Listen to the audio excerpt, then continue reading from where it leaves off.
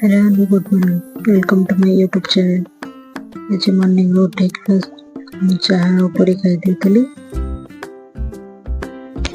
Then मो medicine खाଇବା भी complete कर देली। लंच रे आज इतला भात डाली कलर आलू चिप्स और मटन हेतला। बहुत टेस्टी हेतला मटन टा। चारटा वाला टाइम रे फटाफट चाहा माँ बाबा करदेली। चाहा करके मामू घर जाइथु तो चाहा मुझे मो मामा नानी भाईना आम 3-4 जन जाक आम बाहरी पड़ू मामू घर जावाई। सेठी बड़ा चप मिठाई टिके खाईदे टिके गपसप करी चाहा टिके पीदे पुणी आम आम घर को रिटर्न करगलु।